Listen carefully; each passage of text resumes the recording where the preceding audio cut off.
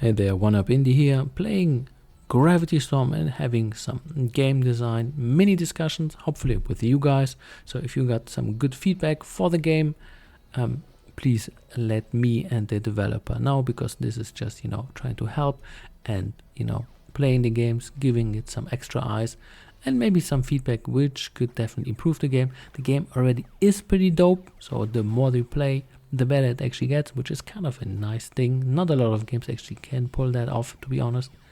And well, what you're seeing in front of you is Gravity Storm, and this game is a platforming shooter, very similar to Metal Storm from the NES from 1991. So the developer just said like, hey, that was my inspiration, and he wanted to do a similar game. So therefore the mechanic of changing gravity and well its all implications on gameplay is kind of a nice thing. Not a lot of games actually do that, because to be honest, you need to a little bit rewire your brain in this kind of regard, because normally you just have to imagine you just have to control your dude or your dudette, and you just jump and run and so on, and everything is fine. But here you also have to take the environment into account, which is a double-edged sword, because on the one side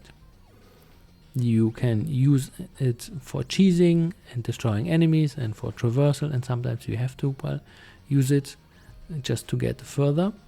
But of course enemies can mess you up if you're just not using it correctly, which I did here. So for example, here my dude just has one arm. Nice little feature, by the way, just graphically just showing our guy, the robo dude, just with one arm if he's like hurt. So that's a pretty cool feature. Just graphically, it has no gameplay function, but it's it's a nice little touch which you see here. And well, what kind of abilities are you having here? So gameplay wise, you can run, jump, dash, and change the gravity, but not infinite. You can just shift it twice and then you're pretty much locked in, but most of the time you don't need more than that for shifting. And then of course you got like your super abilities. So one is like a super laser, which is definitely feeling pretty dope. Then super dash, and kind of a flaming ball, which is just shooting upwards and downwards. And of course the developer just said like, hey, these super abilities are just candy. You can use them, but you don't have to. They're just basically additional fun stuff, but the game is very methodical. So for example, if you play methodical, game should be easy. But of course, if you play like me and you pretty much rush stuff, you get sloppy and you will face tank a lot of bullets like I do. So here, if you're just wondering why is this gameplay so bad, well, it's because of me. I'm pretty bad at this game. I just try to rush, and yeah, if you don't play it methodical, or for example if you haven't played it like 3-4 times, well then you're getting pretty much downed very fast. But of course the game is quite generous concerning life and so on, so it is pretty fair, not gonna lie. It's getting more difficult later on, but the game is very fair. So if you don't rush it like me, you should be having no big issues. And once again, there are like safe spots here. So game, this demo is pretty dope. And of course, what it's doing pretty good is introducing each step new enemies, new hazards, new environmental challenges, and they can be solved in different kind of ways. So that's the cool part about the game. The further you go, the more new stuff there is. But of course, if you are expecting, let's say, upgrades or like an XP system or whatever, or mini RPG elements, this will be not part of the game. So just be aware of that, because I just talked with a developer and he just said like, no, there is no such thing in the game. The game will be straightforward. Everything will be handed like in Street Fighter or like fighting games up front, and you just have to understand how the patterns are there for enemies and for you and for the environment, and then well, you can just do whatever you like and then solve levels through your style.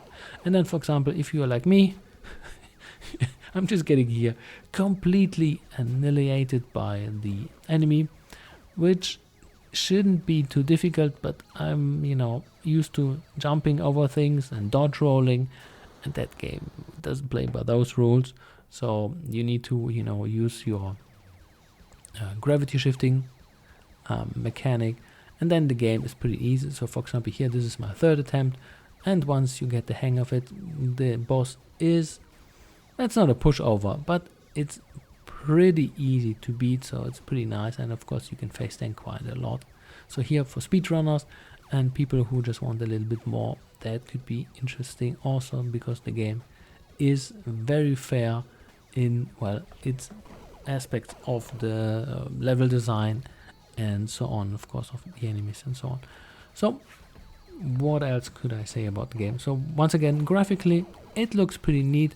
It looks like a retro Nintendo game with all the quirks of it, limited color palette, cute distinct graphics, very nice. So basically this could be like a Mega Man game. What's also nice, for example, the shooting is pretty straightforward, it works. But of course here, coming to the other stuff, which is room for improvement. So first of all, you don't have any agency, which is kind of an interesting thing, but maybe it's just because of the demo. He just said like he didn't want to include it. He did it last time and people were annoyed about it. Got it. But you have to at least give the player an agency, like, hey, why are you here? Who are you? What's your objective here? So for example, is this just like go to the left or go to the right? Do you have to save the princess? Is there like a world-destroying calamity event, so on? Something, to give the player like agency, why you're the robot and why you're doing this. This does not need to be Elden Ring and 500, meta levels of previous ancient civilizations which you can, go through. That's not what I mean. For such games, you don't need to have a lot of story, but just say like, hey, super big virus, and then, well, you're the only one which is sentient, and you're the only one who can save, well, this universe, the space station, or wherever you are. So basically just have a mini context, and then this is pretty much fine. Just not a bit complaint from my side, but a thing which should be there just to give context to the world, just something which I was missing. You kind of have it in the first boss fight, where it's just saying like, hey, blah blah blah, I cannot something. So this is where you find out it's something about a virus, but it's a little bit too murky, and it's not there for me. I wasn't feeling it, but maybe it's just me. And then what I found interesting, there will be no upgrades. So for example, modern games, most of them have mini RPG systems, something which you can work for. For example, you can collect some stuff. There are no collectibles. There's nothing which you can work towards. So basically, if you are looking for a power fantasy, this game does not have it.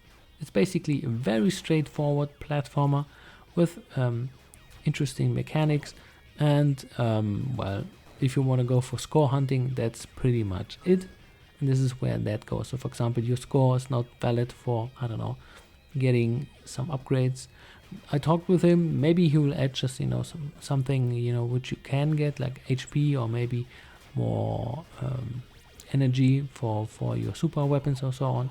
But for now, there's nothing in the game. But of course, this is once again up for the developer if he sees it fit, or for example, if it if he just said, I don't need it, that's completely fine.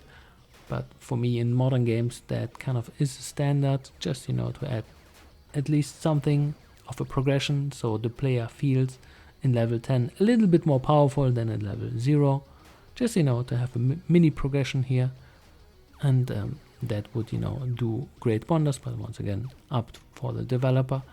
And then what I thought was that, and this is for example a thing which modern games a lot have, that's actually kind of a nice thing, at least a few modern games have that, are greed systems. Greed systems are, in my opinion, one of those hidden mechanics which are dynamically scaling the world towards you. So for example, the faster you destroy enemies, the more points you get, and the more points you get, the more damage you do, and so on.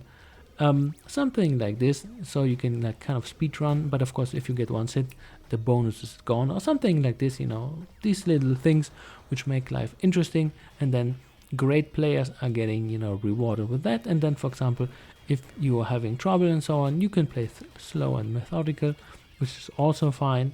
And therefore these systems are just, you know, completely optional, and you can just not do it.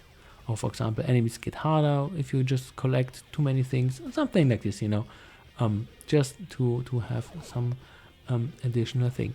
And then just wrapping it up, once again, I do like the game. The longer you play, the better it gets. And here this enemy, wow, he was really wrecking me. So here, well done in this kind of regard. So hopefully you enjoyed this. One last part. If you guys are just listening to this small little video, if you have like your own ideas, what you can say, like, hey, what the game is missing, or maybe what is not missing, what it's doing great, you know, give the developer some feedback here. I tried to, you know, cheese it, but the enemy was definitely smarter than me, as it seems. Just saying. So once again, that was my mini game analysis. Nothing profound, to be honest. Good game. Hopefully you guys enjoy it.